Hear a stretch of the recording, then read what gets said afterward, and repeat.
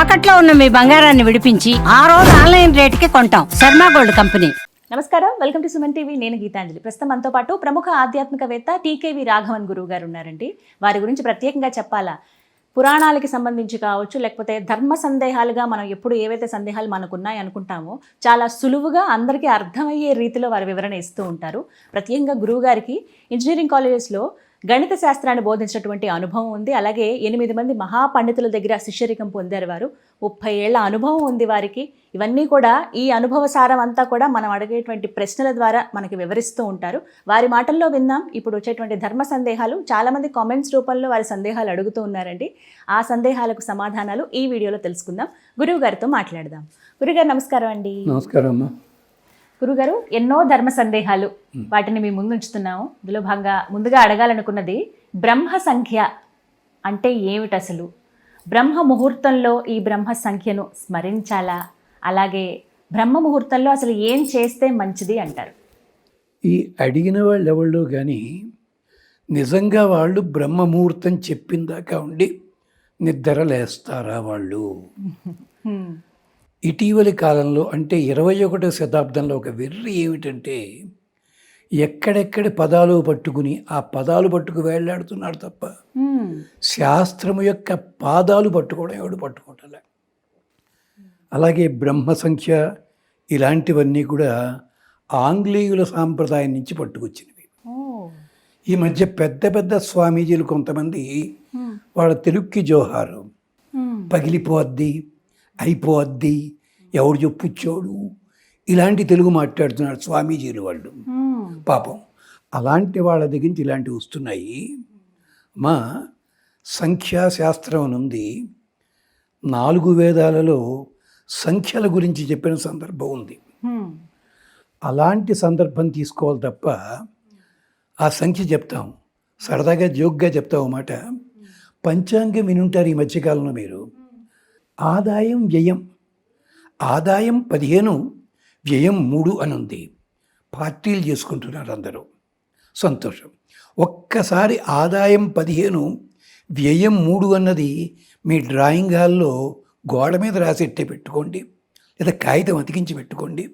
సంవత్సరం గడిచిన తర్వాత మీకు ఎంత మిగలాలి? 12 మిగలాలి కదా. కానీ వ్యయమే 15 ఉంటుంది, ఆదాయం 3 ఉంటుంది. ఎందుకమ్మా? ఆదాయం అంటే అర్థం తెలియదు, వ్యయం అంటే అర్థం తెలియదు. మనకి తెలిసిన అర్థం ఒకటే, ఆదాయం అంటే రావడే కాదు. ఆదాయ వ్యయం రోగ ఆరోగ్య సంజ్ఞికవు ఉంది గ్రంథంలోను. ఆదాయం అంటే అనారోగ్యము, వ్యయం అంటే ఆరోగ్యము. అంటే రూపాయి కోసం కష్టపడేవాడు 100 రూపాయలకు కష్టపడ్డాడు అంటే ఒళ్ళుని ఇబ్బంది పెట్టుకుంటున్నాడు కదా. ఇలాంటి అర్థాలు ఉంటాయి వేదంలోను, చూసుకోవాలి. చేత బ్రహ్మ సంఖ్య అంటే బ్రహ్మగారు తాలూకుది. అయితే బ్రహ్మగారు అంటే చతుర్ముఖ బ్రహ్మ. మరి ఓ పెద్ద ఆయన బ్రహ్మ శివుడు, ఇంకో ఆయన బ్రహ్మ విష్ణువు, ఇంకో మరి బ్రహ్మ అంటే అర్థమేడు ఎవరు చెప్తున్నాడు? అందరూ ఒకటంటున్నారా? కాదమ్మా, ఈ సంఖ్యలకు అర్థం అది కాదు. బ్రహ్మ సంఖ్య అంటే చతుర్ముఖ బ్రహ్మను తీసుకుంటే 4 అని చెప్తుంది అధర్వణ వేదం ఒక చోట. శ్రీ మహావిష్ణువు ఉన్నాడు, ఏకమేవ అద్వితీయం బ్రహ్మ, ఒకటని చెప్తారు. ఆయనకి అష్టాక్షరీ మంత్రం ఉంది, 8 అని అంటారు. ఆయన 24 అవతారాలు ఎత్తాడు, అందుకనే అచ్యుత మాధవ కేశవ 24 పేర్లు, 24 అంటారు. పరమశివునికి ఏం చెప్పాల్సి ఉంటుంది? 1/2 అందామా? దానికి ఏం చెప్తాం? అంచేత ఇలాంటివన్నీ కూడా ఆయా పద్ధతి లోపల మనకి అధర్వణ వేదంలో చెప్పిన మాట నిజమే. దీనికే ఒక తమాషా, అష్టమి నవమి ఉన్నాయి కదా, అష్టమి ముందు వచ్చింది కదా, మరి కృష్ణావతారమే ముందు రావాలేమో కదా.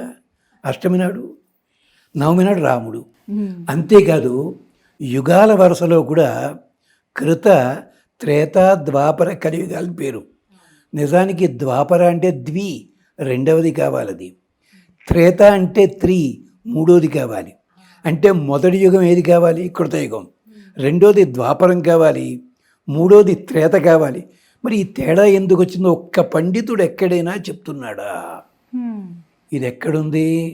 కాస్త హరివంశంలో పద్మపురాణంలో వెతికితే దాంట్లో తమాషాలు దొరుకుతాయి.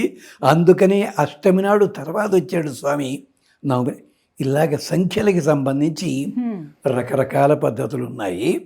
ప్రత్యేకించి యజుర్వేదంలో ఆయా ఇటికలు పరిచేటప్పుడు అంటే యజ్ఞగుండాన్ని బట్టి ఎన్ని ఇటికలు ఎలాగ ఇలాంటిది. దీనికోసం బ్రహ్మ సంఖ్య అని చెప్పి మహానుభావుడు ఎక్కడో సగం సగం విన్నాడు. అది అనుకున్నారు. బ్రహ్మ సంఖ్యలు మొదటిది ఏమిటి? 1, తరువాతది 4, తరువాతది 3. ఇది పెద్దలు చెప్తారు. బ్రహ్మ సంఖ్యని తలుచుకుంటే ఏమవుతుంది?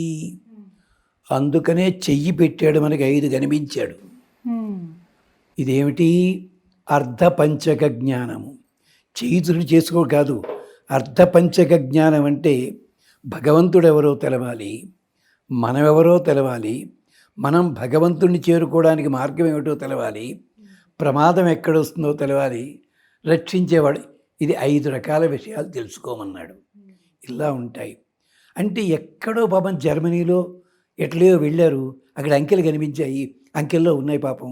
దానికని చెప్పి ఇది మొదలుపెట్టేసి ఎవరో స్వామీజీ, ఆయన ఏమిటి 40 ఏళ్ళ దాకా సాఫ్ట్వేర్ ఇంజనీరు, తర్వాత స్వామీజీ అయిపోయారు. మరి సన్యాసం పట్టుకునేది నాకు తెలియదు. సాఫ్ట్వేర్ ఇంజనీర్ కాస్త సన్యాసి, అక్కడి నుంచి ఇలాంటి కొంపలు అంటుకుంటున్నాయి.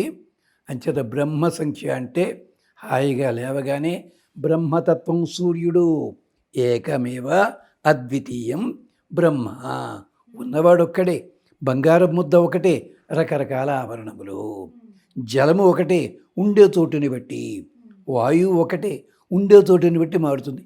చెప్పారు మనకి పంచభూతములు.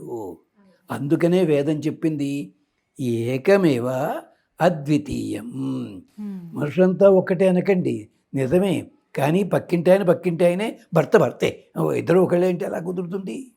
అంటే రూపం ఒకటి కానీ లోపల జీవతత్వం ఒకటే, అది గుర్తుపెట్టుకోండి. ఇలాంటి అర్థాలు ఉంటాయి. అంచేది ఇలాంటివన్నీ కూడా మనం సగం సగం చదివి ఎక్కడెక్కడో పుస్తకాలు పట్టుకుని చేత ఆ మధ్యన రోడ్డు పక్కన పుస్తకాలు ఉంటుండే 30 రోజుల్లో ఫలానా శాస్త్రం నేర్చుకోండి అని చెప్పి. 30 రోజుల్లో వచ్చేస్తుందా? గురువు దగ్గరికి వెళ్తే దాంట్లో రహస్యాలు బోధపడతాయి. ఇంకొక మాటతో ముగిస్తాను. మన వాళ్ళంతా ఎలాంటి వాళ్ళు అంటే సగం వచ్చి అంతా తెలిసినాడు. మా మిత్రుడు టెలిఫోన్స్ ఉన్న కొత్తల్లో, ఫోన్లు కాదు ఫోన్లు, సికింద్రాబాద్ ఫోన్ చేసి జీటీ ఎక్స్ప్రెస్ ఢిల్లీ వెళ్ళడానికి గంట టైం పడుతుంది అన్నాడు. జస్ట్ ఎ మినిట్ అంది అవతల ఆపరేటర్. థ్యాంక్ యూ అని ఫోన్ పెట్టేశాడు వీడు. జస్ట్ ఎ మినిట్ 1 నిమిషంలో పెడుతుంది అది. ఆవిడ చూసి చెప్పాలి కదా టైము. వీడికి మన శాస్త్రాలను ఇలా చదువుకుంటున్నాం.